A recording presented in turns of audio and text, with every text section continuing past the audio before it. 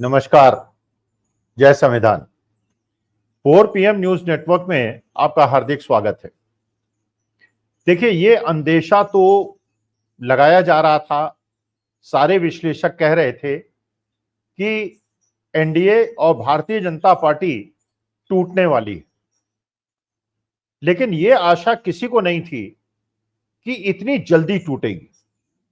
लोकसभा के चुनाव के रिजल्ट्स आए, अब करीब 1.5 महीने बीत चुके हैं और उसके बाद जो बाईपोल्स के इलेक्शन के रिजल्ट्स आए जो कई स्टेट्स में हुए, उससे एक संकेत और मिला कि भारतीय जनता पार्टी की क्षेत्रीय राजनीति में बहुत बुरी हालत है और इंडिया अलायंस हर जगह से गेन कर रहा है, चाहे वो वेस्ट बंगाल हो,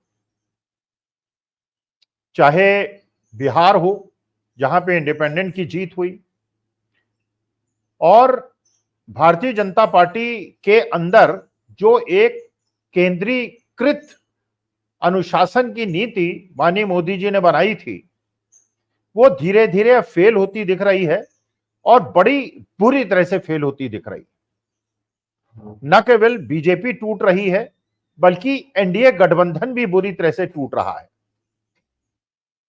अभी अभी खबर मिली है बिहार के अंदर, जहां पर कई प्रकार की चीजें हुई।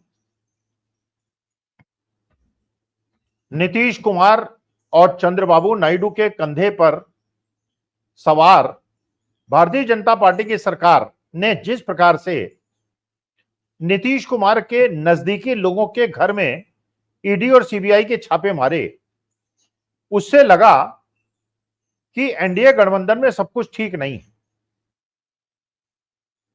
और जो मोदी जी की और अमित शाह जी की डराने की राजनीति है, उस डराने की राजनीति को भारतीय जनता पार्टी आगे बढ़ाना चाह रही है कि चाहे हम लोकसभा में एब्सोल्यूट मेजॉरिटी नहीं पा पाए, चाहे बाई इलेक्शन में हम केवल 2 सीटें जीत पाए, वो भी बड़ी छोटी मार्जिन पे, मध्य प्रदेश में और एक हिमाचल प्रदेश में, लेकिन अभी जो तंत्र है ईडी सीबीआई इनकम टैक्स का, वो हमारे पास है।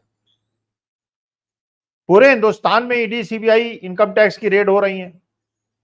हरियाणा के अंदर राव दान सिंह के यहां रेड हुई, बिहार के अंदर नीतीश कुमार के लोगों के यहां रेड हुई और यह संकेत देने का प्रयास किया न केवल विपक्षी नेताओं को, बल्कि भारतीय जनता पार्टी के नेताओं को भी कि आप सतर्क रहिए, मैं भी अभी शक्तिशाली हूं, मेरी शक्ति में कोई ह्रास नहीं हुआ है। लेकिन बिहार के अंदर एक बहुत चर्चित विधायक, जो विधायक हैं गोपाल मंडल, और जिनके पहले भी साक्षात्कार बहुत ज्यादा न्यूज के अंदर थे, जिसके अंदर गोपाल मंडल ने स्पष्ट कहा था कि मैं लोकसभा का चुनाव लड़ना चाहता हूं और लोकसभा का टिकट उनको नहीं मिला। गोपाल मंडल कई बार के विधायक हैं। अभी खबर है कि उन्होंने अपने गाड़ी से जनता दल यूनाइटेड का झंडा उतार दिया है और उन्होंने जाके लालू प्रसाद यादव से भेंट की है। महाराष्ट्र के अंदर अजीत पवार के बहुत सारे विधायक, इसकी पुष्टि 1-2 दिन में हो जाएगी। बड़े बड़े नेताओं ने तो वैसे ही एनसीपी छोड़कर एनसीपी शरद पवार की तरफ रुख कर लिया है, लेकिन मध्य प्रदेश, महाराष्ट्र के अंदर बहुत बड़े बड़े नेता एनसीपी अजीत पवार के शरद पवार की तरफ जाने के लिए 2-1 दिन में आपको खबर मिल जाएगी कि चले गए। कारण क्या है? अजीत पवार ने अपने चाचा को धोखा दिया। चाचा को धोखा देके वो एनडीए गठबंधन में गए, जबकि उसकी जरूरत नहीं थी। एकनाथ शिंदे और भारतीय जनता पार्टी की सरकार थी, लेकिन शायद भारतीय जनता पार्टी की यह नीति थी कि हम सारी पार्टियों को तोड़ेंगे और पार्टी में जिनके ऊपर हम भ्रष्टाचार के आरोप लगाए हैं, उन सबको अपनी पार्टी में लेके अपनी सरकार बनाएंगे। तो एकनाथ शिंदे को तो उन्होंने तोड़ा, उनके जितने उद्धव ठाकरे के शिवसेना के विधायक थे, उसमें सारे ऐसे लोग जिन पे सीबीआई ईडी की कार्रवाई चल रही थी, उनको उन्होंने एनडीए सरकार में शामिल कर लिया और सरकार बना ली। उसी प्रकार से अजीत पवार को भी जब उन्होंने शरद पवार को धोखा दिया, तो एनसीपी में जितने ऐसे लोग थे जिन पे भ्रष्टाचार के आरोप थे, उनको भी एनडीए में लेकर उनको डिप्टी चीफ मिनिस्टर बना दिया अजीत पवार। अच्छा चलिए, यही बात खत्म हो जाती तो हो जाती। ये हो जाता कि अजीत पवार के लिए आप बहुत ज्यादा आप धन्यवाद करते हैं कि अजीत पवार ने आपकी एक महाराष्ट्र ऐसा राज्य जो हिंदुस्तान का सबसे अमीर राज्य है, वहां पे अपनी सरकार आपने बना ली, एकनाथ शिंदे के साथ आपने अपनी सरकार बना ली। लेकिन अब चाहे आरएसएस का मुखपत्र हो या भारतीय जनता पार्टी के बड़े बड़े नेता हों, अगर ये सारे लोग अजीत पवार पे ही ये दोष डाल रहे हैं कि महाराष्ट्र के अंदर अगर भारतीय जनता पार्टी को सफलता नहीं मिली तो उसका उत्तरदायित्व अजीत पवार पे है। अब बताइए, कोई भी राजनीतिज्ञ फॉर दैट मैटर ऐसा अपमान कैसे सह सकता है? जिस व्यक्ति ने अपने चाचा को धोखा दिया, जिस व्यक्ति ने आपकी सरकार बनवाई, उसी को सब चीज का दोषी। तो आपको देखिए, राजनीतिक अगर आप में कुशलता है तो आपको यह पता होना चाहिए था कि जब आपने शरद पवार जैसे वयोवृद्ध और जमे जमाए मराठा नेता के खिलाफ विद्रोह कराया था, तो इसका परिणाम, दुष्परिणाम आपको झेलना पड़ेगा। उद्धव ठाकरे अच्छी खासी सरकार चला रहे थे। कोविड के समय उद्धव ठाकरे और राजस्थान सरकारी दो ऐसी सरकारें थीं जिनके बारे में कहा गया था कि अच्छी सरकारें अच्छी तरह कोविड को उन्होंने हैंडल किया था। उत्तर प्रदेश जैसी बदहाबासी की स्थिति राजस्थान महाराष्ट्र में तो नहीं थी, और जनता की सहानुभूति उद्धव ठाकरे के साथ थी। अगर उद्धव ठाकरे की सरकार को आप न गिराते तो उनके खिलाफ एंटी इनकम्बेंसी होती। कांग्रेस की, एनसीपी की और शिवसेना का जो गठबंधन था उसके खिलाफ एंटी इनकम्बेंसी होती। लेकिन दोष तो आपका है। आप फायदा उठा सकते थे, जो आप हिंदुत्व और सेकुलरिज्म के बीच का भेद करते हैं। और क्योंकि उद्धव ठाकरे हिंदुत्व के प्रतीक हैं और एनसीपी और कांग्रेस क्योंकि सेकुलरिज्म के प्रतीक हैं, इनके गठबंधन को आप एक्सपोज कर सकते थे। और भारतीय जनता पार्टी हिंदुत्व के मोर्चे पर जो उनकी स्ट्रेटेजी जो नहीं होनी चाहिए लोकतंत्र के अंदर, वो कर सकते थे। लेकिन जो दोष आप निकाल सकते थे उद्धव ठाकरे पे, अजीत पवार, शरद पवार पे और कांग्रेस पे, वो दोष आपने अपने अंदर ले लिया। एकनाथ शिंदे को अपने साथ ले लिया जो हिंदुत्व के प्रतीक हैं, और अजीत पवार को अपने साथ ले लिया जो सेकुलरिज्म के प्रतीक हैं और भ्रष्टाचार के भी प्रतीक हैं भारतीय जनता पार्टी के नेताओं के कथानुसार। तो अब एकनाथ शिंदे के विधायक भी ये महसूस कर रहे हैं कि चाहिए, उस समय तो तलवार हमारे गर्दन पे लटक रही थी और हमारी मजबूरी थी कि हम एकनाथ शिंदे के साथ जाएं। लेकिन आज जब मोदी जी इतने कमजोर हो चुके हैं और किसी भी क्षण सरकार गिर सकती है, तो ऐसे समय हम भारतीय जनता पार्टी के साथ और एनडीए के साथ क्यों खड़े हों? यही बात अजीत पवार के साथ है। और अजीत पवार के कुछ विधायक आज, जैसे पहले तो सुन रहे थे कि संपर्क में हैं, जो रोहित पवार ने कहा था, जो शरद पवार के पौत्र हैं, कि लोग हमारे संपर्क में हैं, लेकिन अब तो ऐसी सूचनाएं आ रही हैं कि बहुत जल्दी वो शरद पवार के साथ जुड़ जाएंगे। गोपाल मंडल बिहार के अंदर बहुत पुराने नेता, बहुत जमे जमाए नेता, वो अगर जनता दल यूनाइटेड का झंडा उतार के लालू प्रसाद यादव से मिलते हैं, इसका मतलब अब ये जो उद्वेलन है ये केवल कुछ राज्यों तक सीमित नहीं है। अब ये महाराष्ट्र की सीमाओं से भी बाहर निकल गया है, अब ये बिहार तक भी पहुंच गया है। और जिस प्रकार के स्टेटमेंट्स लोग दे रहे हैं, वेस्ट बंगाल के अंदर जैसे शुभेंदु अधिकारी ने एक स्टेटमेंट दिया, और मोदी जी को चैलेंज किया बेसिकली, क्योंकि मोदी जी चाहे हिंदुत्व की बात करें, चाहे वो कपड़े से लोगों को पहचाने, चाहे शमशान कब्रिस्तान की बात करें, चाहे बकरीद की बात करें, लेकिन वो खुलेआम कहते नहीं है ये, वो कहते हैं सबका साथ सबका विकास।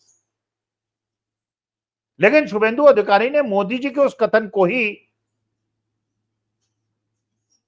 निशाने पे ले लिया। उन्होंने कहा नहीं, सबका साथ सबका विकास नहीं, जो हमारे साथ हम उसके साथ।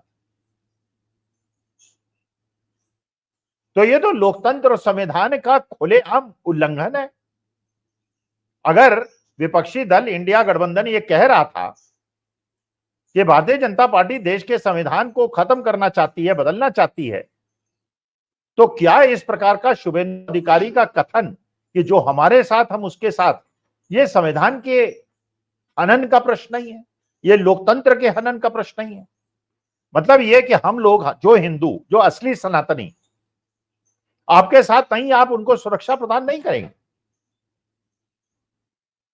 आप शंकराचार्य महोदय को सुरक्षा प्रदान नहीं करेंगे, क्योंकि वो अपना मत खुलकर देते हैं, वो खुलकर वेदों शास्त्रों का वर्णन करते हैं और आपको सही रास्ता दिखाते हैं।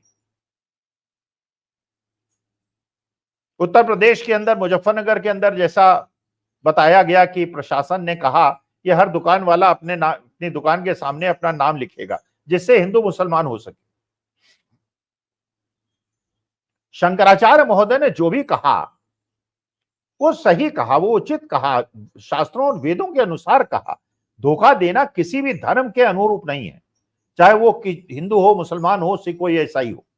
और उसकी प्रतिक्रिया में कंगना रनौत, जो कि एक संसद सदस्य हैं, जिस प्रकार से उन्होंने शंकराचार्य का मखौल उड़ाया है और कहा कि राजनीतिक अगर ऐसा बात नहीं करेगा तो क्या वो चाय बनेगा, बनाएगा, पकौड़ा तलेगा। इसका मतलब यह है कि ये भारतीय जनता पार्टी के लोग जो अपने को हिंदू कहते हैं और हिंदुत्व की भावना को रिप्रेजेंट करने वाला कहते हैं, इनको अपने गुरु पर, शंकराचार्य पर, शास्त्रों और वेदों के ज्ञाता पर कोई सम्मान की भावना नहीं। ये किसी का भी मजाक उड़ा सकते हैं।